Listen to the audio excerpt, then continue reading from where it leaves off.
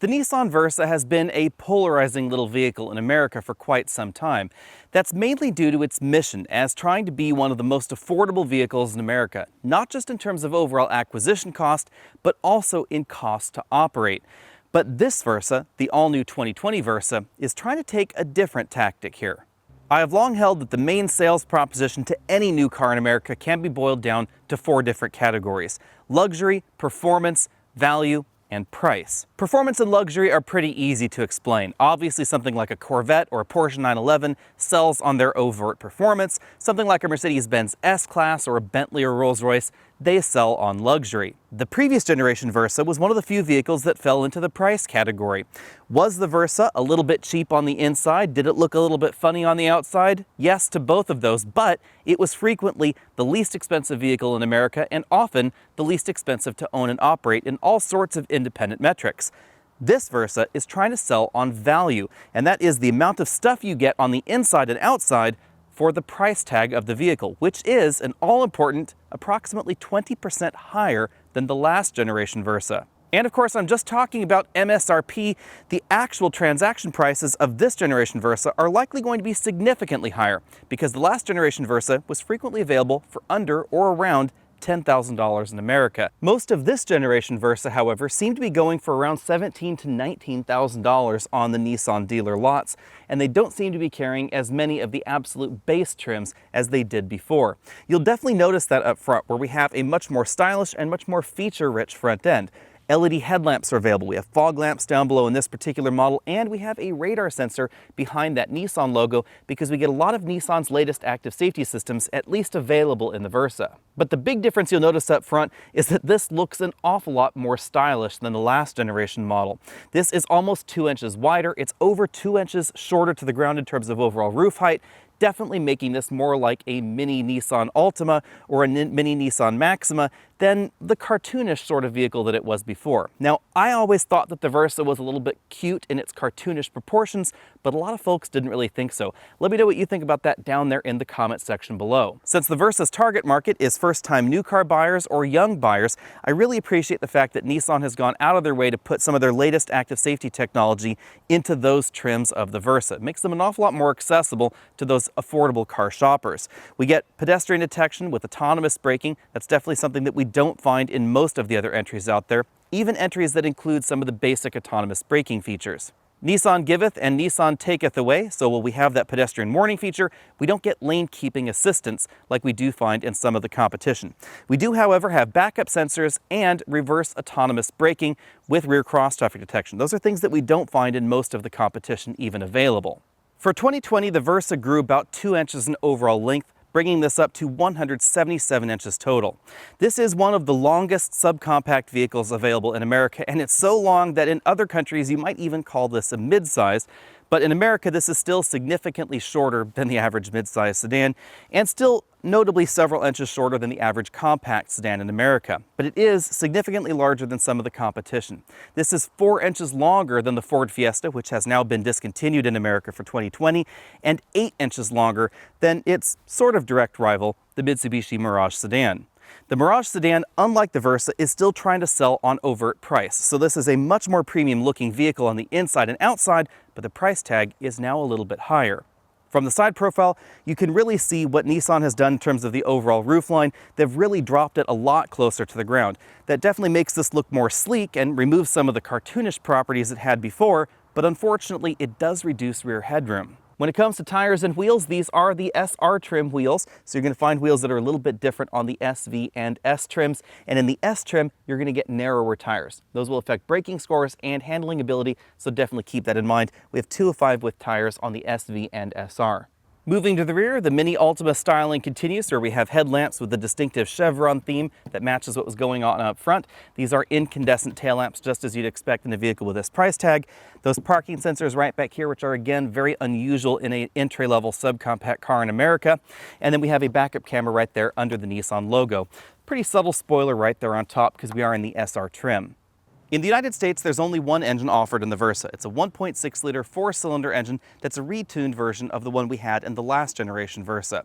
It produces 122 horsepower and 114 pound-feet of torque, Slight increases in both of those categories versus the 2019 model year. Transmissions remain a 5-speed manual transmission in the base model only that gets you 30 miles per gallon combined, or this particular CVT that bumps things up to 35 combined. If you're after one of the most fuel-efficient vehicles in America that's not a hybrid, this is definitely going to be one of them. Overall front seat comfort is pretty good for the subcompact segment. I'm going to give these seats 9 out of 10 points. I do find these a little bit more comfortable than what we see in the outgoing Ford Fiesta or in something like the Kia Rio. Although I do find the Kia Soul and the Nissan Kicks seats to be a little bit more comfortable up front. Even in this top end trim, we don't have a power adjustable driver's seat. We don't have any adjustable lumbar support at all. But as we typically see from Nissan, the cushioning is very comfortable. It's just that these seats are not as adjustable as the next category up. So if you move up into a Sentra, you will find things like power seats. We do have a tilt telescopic steering column, however, with a decent range of motion. Hopping into the back seat, we find about the same kind of legroom that we find in every other subcompact sedan in America. That is to say, a little bit less than the average compact car, but the difference is smaller than you might think. For instance, this is only about 1 inch overall off of something like the Corolla. Nissan's renewed focus on overall styling for the Versa means that we do get less headroom back here than in the previous generation model or in the average subcompact in America. So if I try and put my head back there to the headrest, I do have to crane my head incredibly to one side in order to fit back here.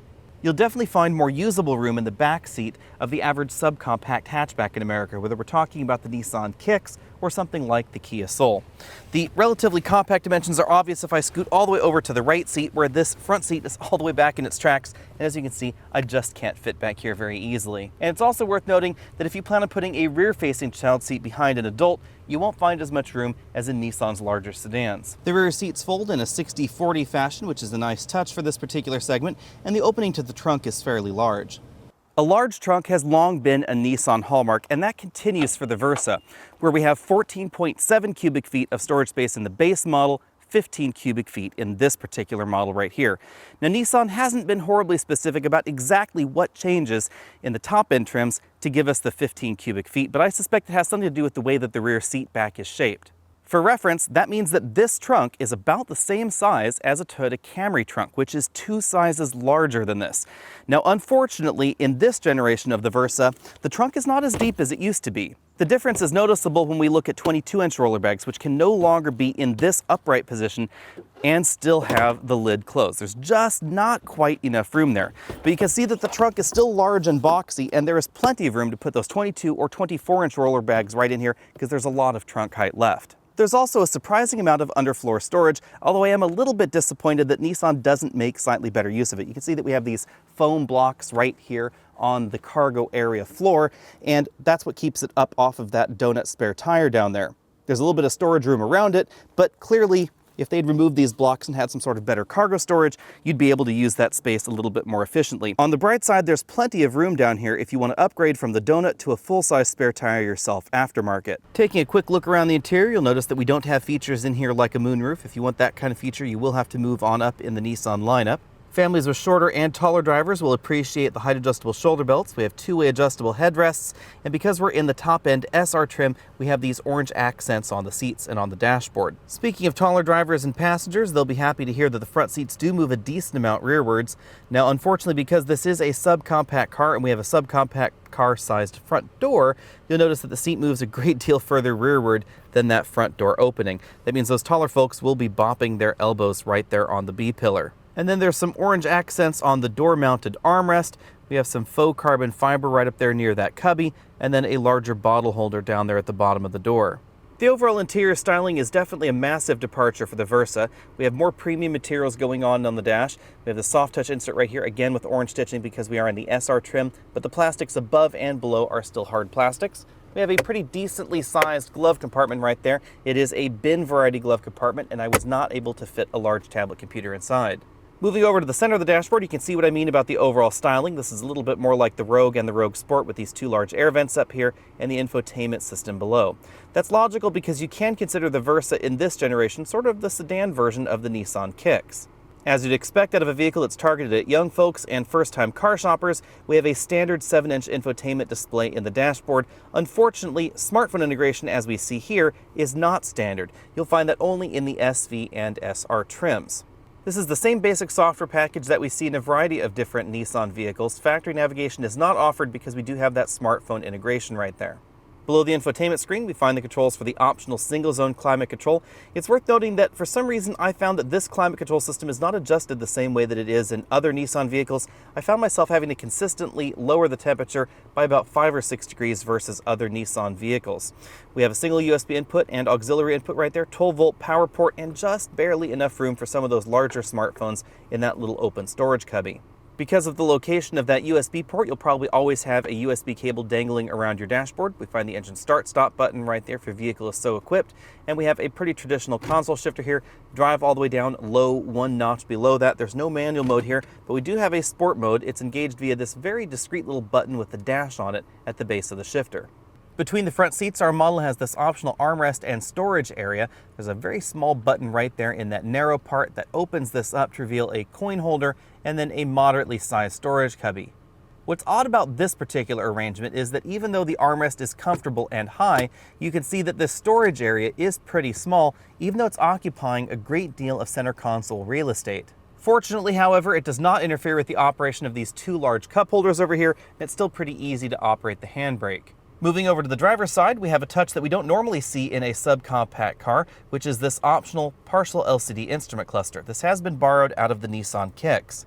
In addition to giving us the analog tachometer and your distance to empty, we have the safety system readout right there in the middle. We can toggle over and get infotainment readouts. This will not give you turn-by-turn navigation directions because we don't have a factory nav in this vehicle, but we do get trip computer readouts, fuel economy history, that sort of thing right there. We also get individual tire pressures, which is definitely a nice touch in a small vehicle like this, a digital speedometer readout, and the ability to change certain vehicle settings. This is where you would customize the way the active safety systems in the vehicle operate.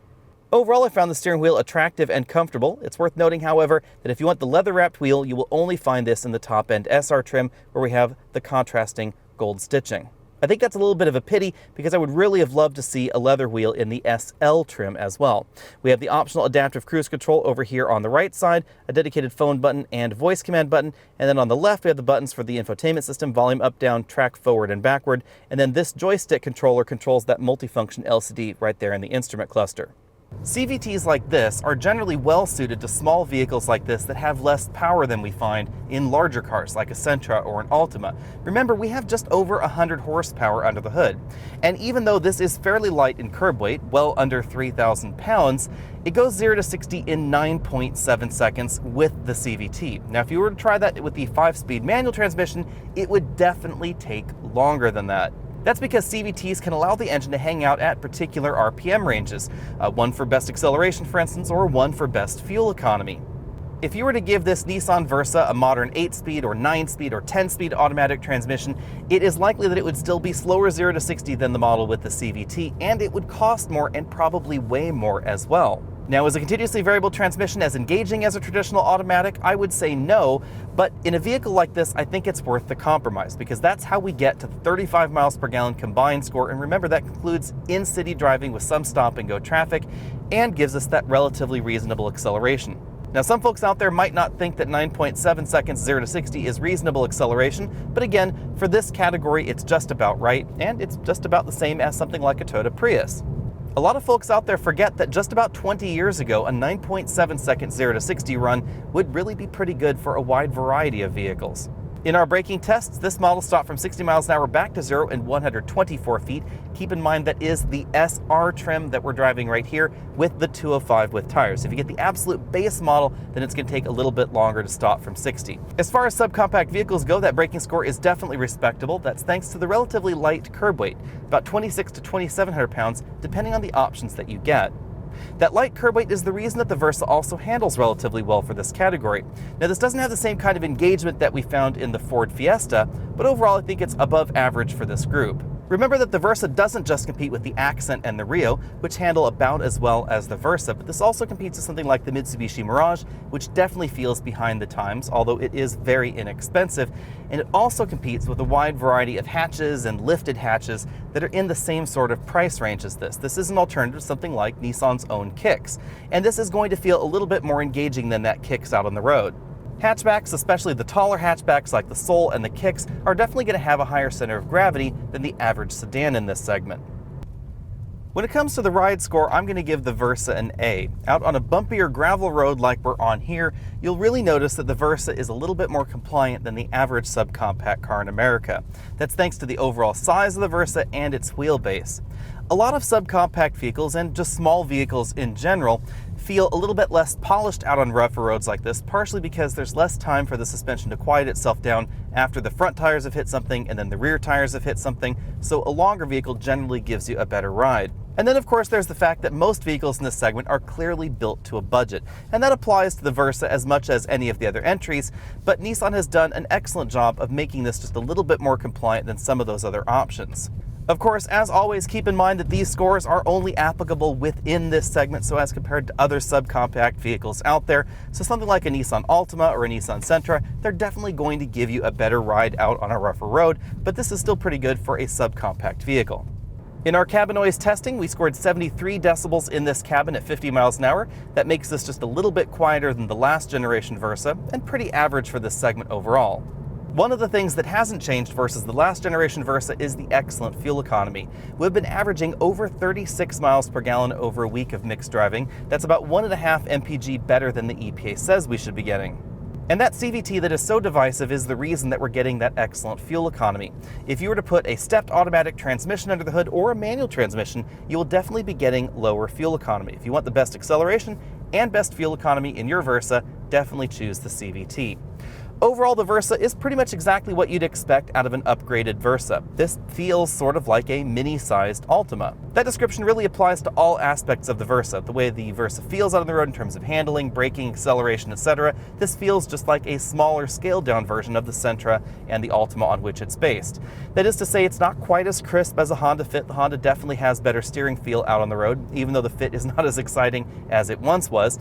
But I think this is still a pretty decent alternative, something like the Hyundai Accent and the Kia Rio, the two closest competitors in this particular sedan segment. If you've decided that you don't want a hatchback, again, you don't have too many options. On the other hand, if you were expecting the Versa to be a micro-sized Volkswagen GLI, then you'll probably be a little bit disappointed. When talking about small, inexpensive vehicles like the Versa, there are two very important things to keep in mind. The first one is we're talking about MSRP in this video, and actual on-the-dealer pricing and discounts will definitely affect your overall value proposition when you start taking a look at these options on the lot.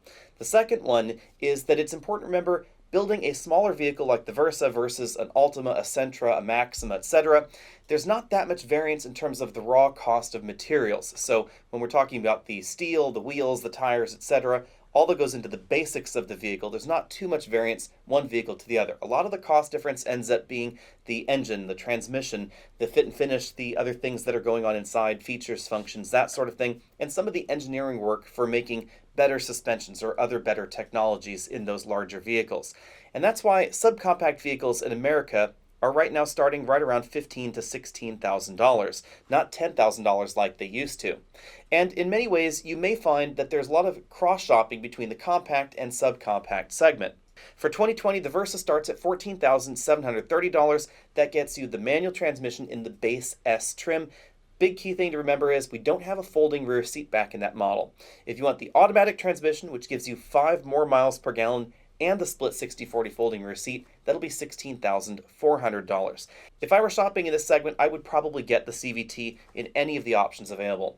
Manual transmission entries in the subcompact segment are mainly focused at people that really want a very, very low sticker price, and they're interested in absolutely no options. But long-term cost, it's probably going to pay you back to get the CVT in the better fuel economy that we see. When taking a look at this feature list, it's going to be a pretty good deal compared against the average compact vehicle in America because of the fewer features that we find standard in something like a Versa or any of its direct competition. In the compact category, where the Toyota Corolla is playing, for instance, even though the Corolla is not that much larger than something like the Versa, it's going to be a little bit wider, a little bit more comfortable in the back seat, and you're going to get a lot more standard features in that Corolla, more premium touches on the interior, more active safety features standard, etc.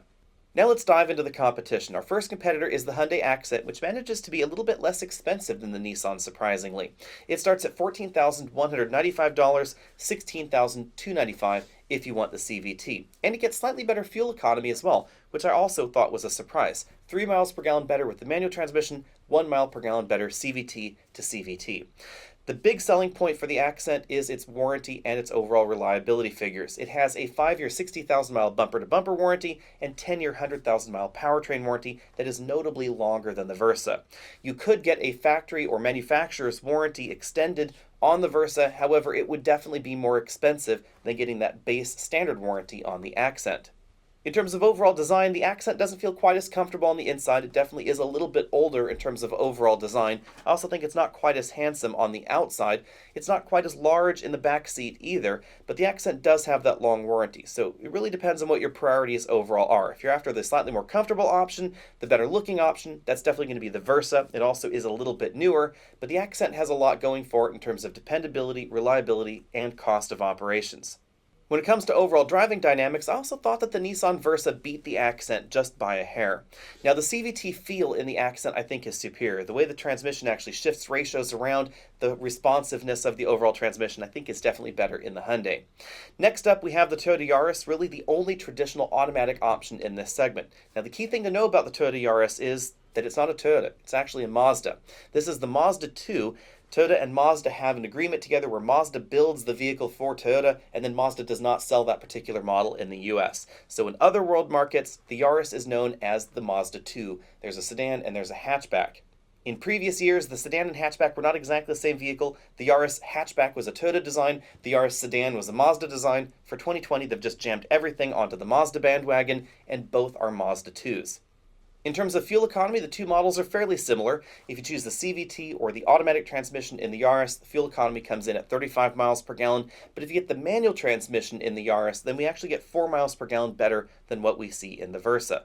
Now, it's important to keep in mind the Yaris does not have a whole lot of power on tap. It's just 106 horsepower, so that is notably below the Versa. It's going to be a little bit slower out on the road. It also feels a little bit cramped on the inside. And even though I like the infotainment system that we see in the Yaris, the overall vehicle doesn't feel quite as fresh as the Versa. That includes the new hatchback version because, again, the basics are the Mazda 2 from some years ago. On the other hand, any way you slice it, the Yaris is going to be notably more powerful than our next competitor here, the Mitsubishi Mirage G4. MSRP isn't everything, and that is important to keep in mind. The MSRP on the Mirage is $14,995 for the base manual transmission model, $16,295 for the CVT, but you're definitely going to get a lot off the MSRP if you actually go to a Mitsubishi dealer. And that's a good thing because the Mirage really falls apart in just about every way. It doesn't handle as well as any of the other options. It's significantly less powerful, only 78 horsepower. This is one of the least powerful vehicles on sale in North America.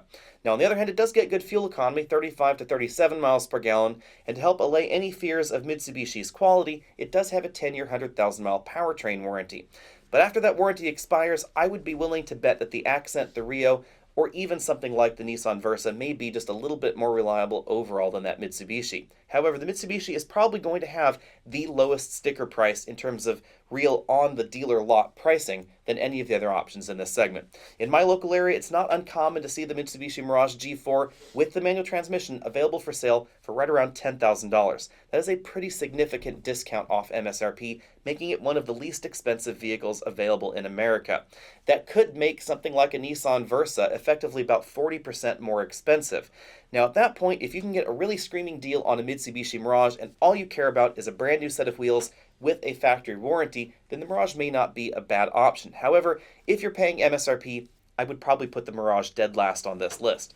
Next up, we have the Kia Rio, which is very, very closely related to the Hyundai Accent, although it is a little bit newer overall because it was released only a few years ago.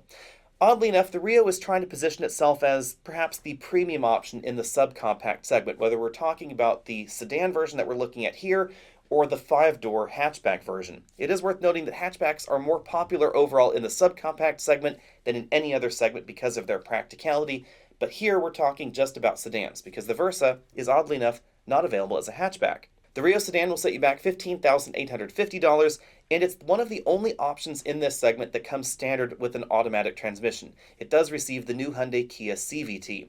It also is one of the few options that has Apple CarPlay and Android Auto standard, and fuel economy is pretty good at 36 miles per gallon standard. Now, even though the Rio is positioning itself as more of a premium option, it does come across as a good value compared against the Versa, because it is a little bit less expensive than the Versa with the CVT, with a relatively similar feature set. Now, because the Rio does not sell in terribly large numbers compared to the Versa or some of of these other options, there really aren't very many option packages on the Rio sedan. We get just 2 different trim levels, relatively few standalone options as well. You will actually find more options available on the Rio 5-door because Kia sells an awful lot more hatchbacks than they do sedans in this segment. With all that out of the way, it's time to talk about what I would pick if my own money were on this particular line.